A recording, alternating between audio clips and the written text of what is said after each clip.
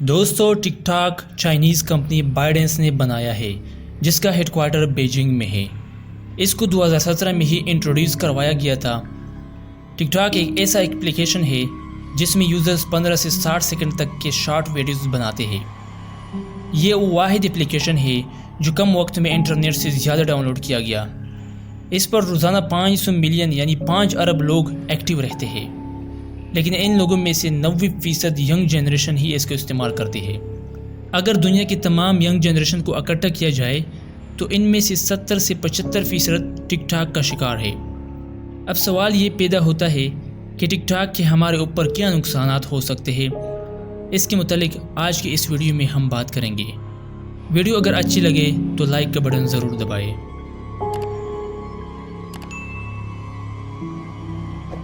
دوستو، جیسا کہ ہم نے کہا، ٹک ٹاک میں لوگ 15 سے 60 سیکنڈ کی ویڈیوز بناتے ہیں جن میں فنی اور ایکٹنگ کی ویڈیوز بھی شامل ہوتی ہے۔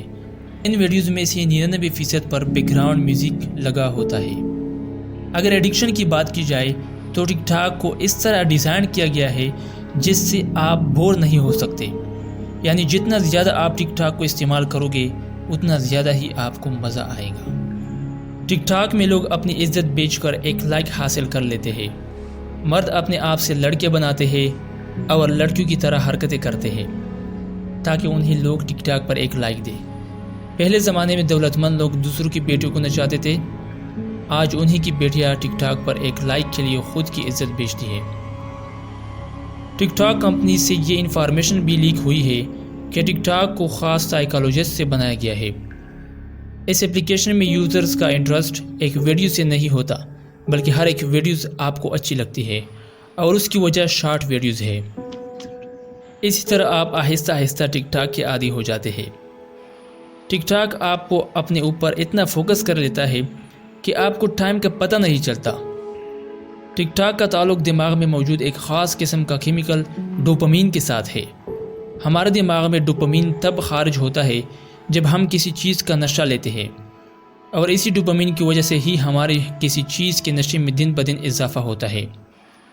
ٹک ٹاک کھولنے کے لیے ہم جو خوش ہوتے ہیں، اس کی وجہ بھی یہ ڈوپامین کا خارج ہونا ہے۔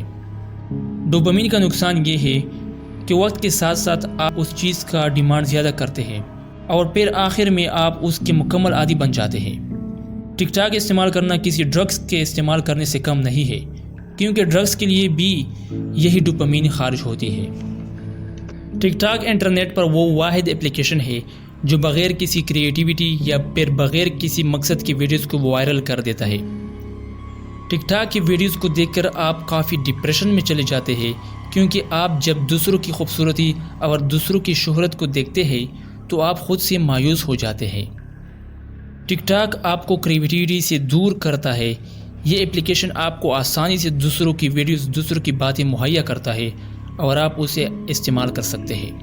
سب سے حیرانی کی بات یہ ہے کہ جس ملک نے ٹک ٹاک کو بنایا ہے انہوں نے اسے اپنے ملک میں بینڈ کیا ہے۔ تو یہاں سے ہی ہمیں یہ پتہ چلتا ہے کہ ٹک ٹاک کچھ بھی نہیں بلکہ ایک سازش ہے اور اس کے کئی نقصانات ہیں۔ بہرحال ہمیں اس قسم کی اپلیکیشن سے دور ہی رہنا چاہیے اور دوسروں کو بھی ٹک ٹاک کے نقصانات کے بارے میں بتانا چاہیے۔ دوستو، ہماری پھر سے ملاقات اگلی ویڈیو میں ہوگی، تب تک اپنا خیال رکھیے۔